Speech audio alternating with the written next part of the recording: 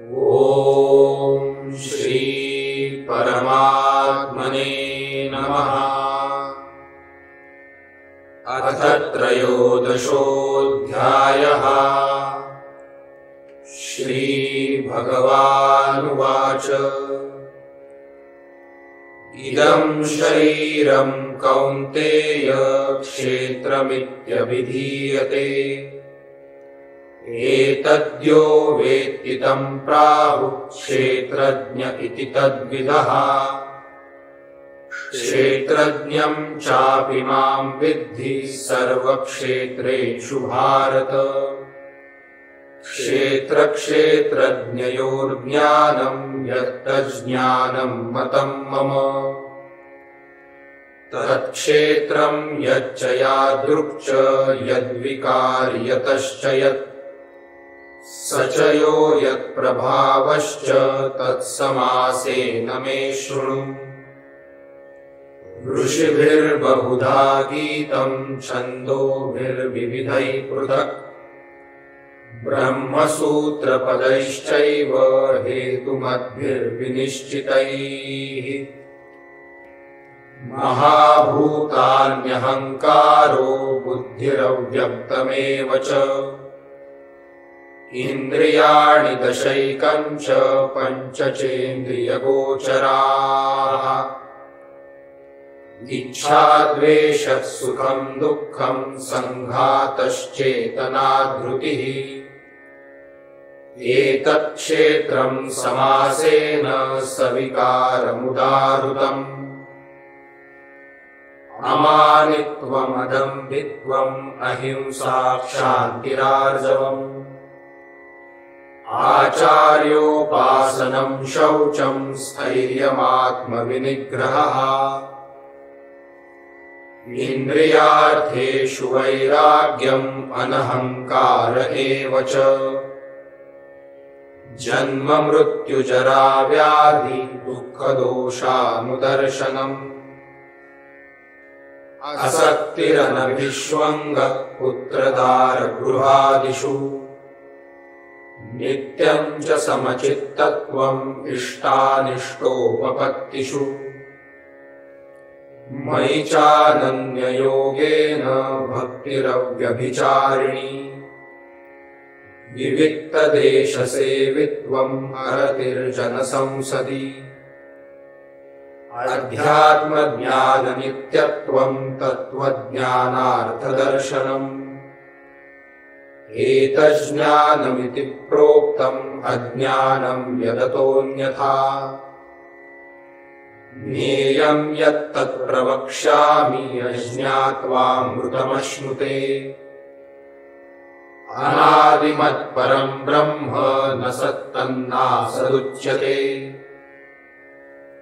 सर्वतः पाणिपादं तत्सर्वतोक्षिशिरोमुखम्।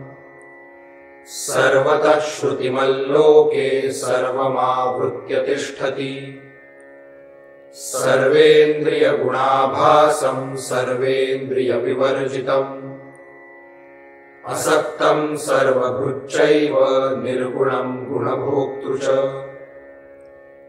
बहिरन्तश्च भूतानाम् अचरं चरमेव च।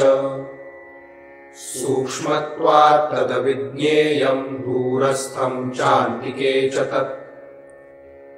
अविभक्तं च भूतेषु विभक्तमिव च स्थितम्।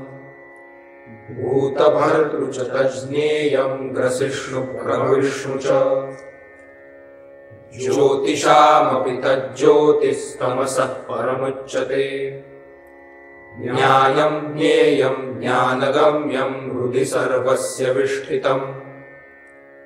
इति क्षेत्रं तथा ज्ञानं ज्ञेयं चोक्तं समासतः।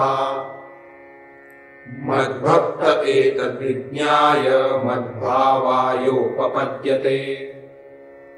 प्रकृतिं पुरुषं चैव विध्यनादीनुभावपि। विकारांश गुणाश्चैव विद्धि प्रकृतिसम्भवान्। कार्यकरणकर्तृत्वे हेतुः प्रकृतिरुच्यते। पुरुषः सुखदुःखानां भोक्तृत्वे हेतुरुच्यते। पुरुषः प्रकृतिस्थो हि भुङ्क्ते प्रकृतिजान् गुणान्। कारणं गुणसङ्गोऽस्य सदसद्यो निजन्मसु। उपद्रष्टानुमन्ता च भर्ता भोक्ता महेश्वरः। परमात्मेति चाप्युक्तो देहेऽस्मिन् पुरुषः परः।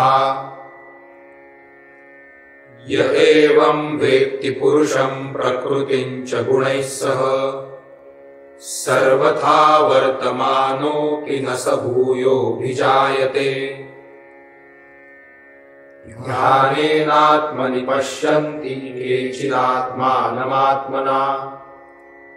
अन्ये साङ्ख्येन योगेन कर्मयोगेन चापरे। अन्ये त्वेवमजानन्तः श्रुत्वान्येभ्य उपासते। तेऽपि चापि तरन्त्येव मृत्युं श्रुतिपरायणाः। यावत् सञ्जायते किञ्चित् सत्त्वं स्थावरजङ्गमम्। क्षेत्रक्षेत्रज्ञसंयोगात् तद्विद्धि भरतर्षभ। समं सर्वेषु भूतेषु तिष्ठन्तं परमेश्वरम्। विनश्यत्स्व विनश्यन्तं यः पश्यति स पश्यति। समं पश्यन् हि सर्वत्र समवस्थितमीश्वरम्। न हि नस्त्यात्मनात्मानं ततो याति परां गतिम्। प्रकृत्यैव च कर्माणि क्रियमाणानि सर्वशः। यः पश्यति तथात्मानम् अकर्तारं स पश्यति।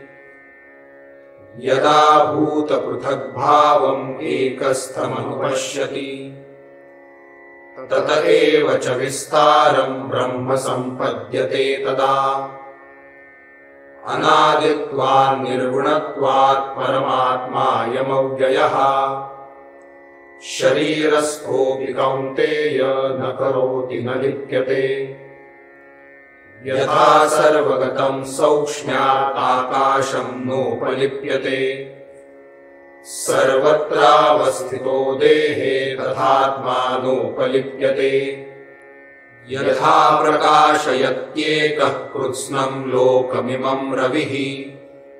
क्षेत्रं क्षेत्री तथा कृत्स्नं प्रकाशयति भारत। क्षेत्रक्षेत्रज्ञयोरेवम् अन्तरं ज्ञानचक्षुषा। भूतप्रकृतिमोक्षं च ये विदुर्यान्ति ते परम्। हरिः ओम् तत्सदिति श्रीमद्भगवद्गीतासूपनिषत्सु ब्रह्मविद्यायां योगशास्त्रे श्रीकृष्णार्जुनसंवादे क्षेत्रक्षेत्रज्ञविभागयोगो नाम त्रयोदशोऽध्यायः। श्रीकृष्णार्पणमस्तु। हरये नमः।